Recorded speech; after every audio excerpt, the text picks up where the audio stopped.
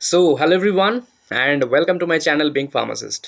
Last जो video था हमारा वह रेलवे रिक्रूटमेंट बोर्ड की तरफ से जो कैलेंडर आया है 2024 के रिगार्डिंग द पैरामेडिकल और फार्मासिस्ट वैकेंसीज 2024। उस वीडियो में मैंने बताया था कि नेक्स्ट जो वीडियो होगा हमारा डिटेल्ड एक होगा regarding the last centralised employment of 2019।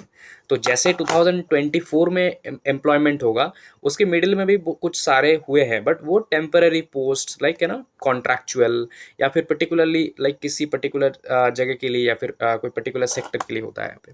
लेकिन सेंट्रलाइज्ड एम्प्लॉयमेंट बहुत दिनों तक नहीं हुआ था, तो लास्ट जो हुआ है 2019 में सेंट्रलाइज्ड एम्प्लॉयमेंट सिमिलर जो 2024 में होगा सिमिलर है, उसको थोड़ा सा हम लोग डिटेल में स्टडी करेंगे। जैसे कि आप देख सकते हो रिक्रूटमेंट ऑफ पैरामेडिकल कैटेगरीज, ये आया था 23 फरवरी को 2019 में और क्लोज हुआ था 2/4/2019 को, सॉरी हाँ 2019 को, राइट। उसके बाद कंप्यूटर बेस्ड टेस्ट जो हुआ था, इसका यहाँ पे डेट कुछ नहीं दिया है, but first week of June पे। सिमिलरली फिर हम लोग का भी अगर जुलाई में आता है तो भी जुलाई लाइक सितंबर अक्टूबर इस टाइम पे हम लोग का एग्जाम होगा। 2-3 महीने तो मिल ही जाएंगे, ठीक है, 2 महीने तो मिल ही जाएंगे। और अभी तो टाइम भी है, अभी तो बस फरवरी चल रहा है, अच्छे से प्रिपरेशन लोगे तो हो सकता है, राइट। यहाँ पे कुछ दिया नहीं है अलग से, तो आप पोस्ट सारे देख सकते हो starting from the staff nurse, dental hygienist, dialysis technician, health and malaria inspector, lab superintendent. हम लोग बात करेंगे इन डिटेल में क्या क्वालिफिकेशन है। मेनली हम लोग फार्मासिस्ट पे यहाँ पे बात करेंगे। फार्मासिस्ट ग्रेड 3 आप देख सकते हो यहाँ पे। जो 7 CPC है वो है फार्मासिस्ट के लिए, 5th यहाँ पे है, राइट। सबसे ज़्यादा है डाइटिशियन, स्टाफ नर्स, उनका सैलरी जो है स्टार्टिंग 44,900 है। ओके, सो फार्मासिस्ट यहाँ पे जो सैलरी है वो भी नॉट बैड, यहाँ पे 30,000 के अराउंड मिल रहा है, 20,000 9,200। मेडिकल स्टैंडर्ड मिल रहा है उनको अराउंड C2 लेवल का, राइट। और जो वैकेंसीज था फार्मासिस्ट का वो 277 वैकेंसीज था, जो कि अच्छी बात है, क्योंकि किसी किसी में जगह पे देखिए ऑप्टोमेट्रिस्ट जहाँ पे 6 वैकेंसी ओनली, कुछ 1 वैकेंसीज, जैसे कि नर्सेज का वैकेंसी था 1109। तो वो फार्मासिस्ट का हम लोग इस बार का जो वैकेंसी उसमें 300 के एवरेज एक्सपेक्ट कर सकते हैं। अगर ऐसा होता हुआ तो अच्छा होता है, ऑब्वियसली जितना ज़्यादा होगा उतना ही हम लोग के लिए अच्छा है, बट 300-400 ऐसे हो जाए तो फिर तो बहुत अच्छी बात होगी, राइट। सबसे पहले यहाँ पे आप देख सकते हो ये है एजुकेशन क्वालिफिकेशन। तो हम लोग चलते हैं यहाँ पे फार्मासिस्ट की तरफ। तो यहाँ पे देख सकते हो आप लोग फार्मासिस्ट ग्रेड 3। ओके, ये तो हमने देख लिया 29,500 ये वगैरह वगैरह जो सब है। 10+2 इन साइंस और its equivalent with diploma in pharmacy from recognised institutions and registered as pharmacist under the pharmacy act 1948। मतलब 10+2, 12 में आपका साइंस चाहिए और इट्स इक्विवेलेंट मतलब साइंस ही होता है एक्चुअली में, या फिर किसी और बोर्ड से कुछ होता है तो, बट साइंस स्ट्रीम आपका मैंडेटरी है। उसके साथ आपका डिप्लोमा इन फार्मेसी चाहिए फ्रॉम रिकॉग्नाइज्ड इंस्टीट्यूशन जो PCI से, UGC से अप्रूव्ड हो। एंड आपको फार्मासिस्ट होना होगा, मतलब एज ए रजिस्टर्ड फार्मासिस्ट आपका स्टेट फार्मेसी काउंसिल से रजिस्ट्रेशन होना होगा, राइट। अदरवाइज और bachelor degree in pharmacy B pharma from a recognised university और equivalent and registered as a pharmacy, मतलब इन सिंपल डी फार्म और B pharm students are eligible.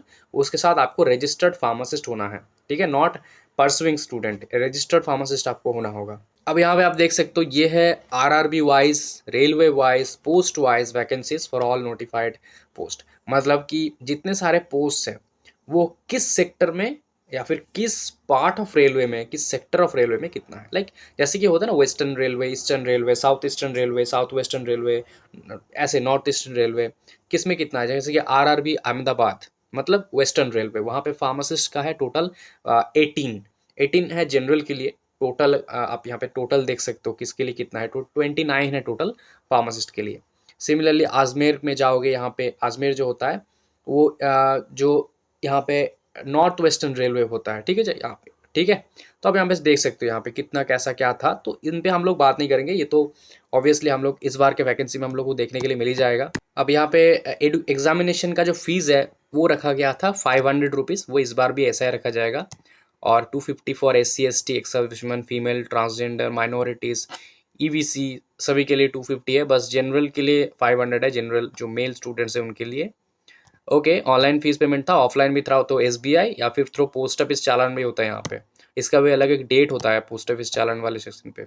ये सारे कुछ चेंज नहीं होने वाला है, मैक्सिमम चांसेस है कि ये सब कुछ सिमिलर ही रहे। तो मैं आप सभी को सजेस्ट करूँगा, ये जो रिक्रूटमेंट का टोटल एक PDF है, इसको थोड़ा सा डिटेल स्टडी करो, ठीक है, क्योंकि ये बहुत इंपॉर्टेंट है। ये तब चांस मिले या ना मिले, इन मैक्सिमम चीज़ें यहाँ पे सिमिलर ही होने वाला है, सिवाय जो नंबर ऑफ पोस्ट है और कुछ चीज़ें, ठीक है। इसलिए मैं कह रहा हूँ इसको एक बार ध्यान से पढ़ लेना। अब हम लोग चलते हैं कैसे क्या होगा एग्ज़ाम एक्सेट्रा एक्सेट्रा। सो अब आते हैं हम लोग जो रिक्रूटमेंट एग्ज़ाम है उसके ऊपर। तो यहाँ पे आप देख सकते हो रिक्रूटमेंट प्रोसेस के ऊपर बात करते हैं। Only one application is required to be submitted by one candidate. This will be a CVT computer based test for all the notified categories followed by document verification. यहाँ पे कोई इंटरव्यू वगैरह नहीं होगा, CVT होगा कंप्यूटर बेस्ड टेस्ट, मतलब जो हुआ था ऑब्वियसली। कुछ चेंजेस होता है तो अलग बात है, बट मैक्सिमम चांसेस है कि चेंज कुछ ना हो। एंड यहाँ पे एडिशनल CVTs कर सकते हैं वो लोग, अगर नेसेसरी लगे तो कुछ भी हो सकता है ना इस टाइम पे। तो इस वजह से ये लिखा है the date, time, venue of the CVT online examination will be fixed by the RRB, right?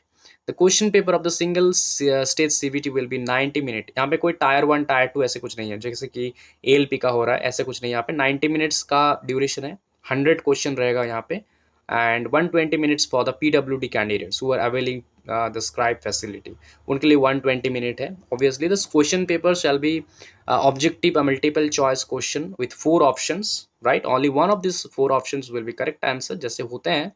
The standard of the question of the CVT will be generally in conformity with the educational standards or minimum professional or technical qualification। minimum का मतलब होता है यहाँ पे, अगर pharmacist पे B.Pharm D.Pharm eligible है और मिनिमम एलिजिबिलिटी D.Pharm है, तो D.Pharm को यहाँ पे प्रायोरिटी दिया जाएगा, मतलब D.Pharm लेवल के क्वेश्चंस यहाँ पे पूछे जाएंगे, ठीक है।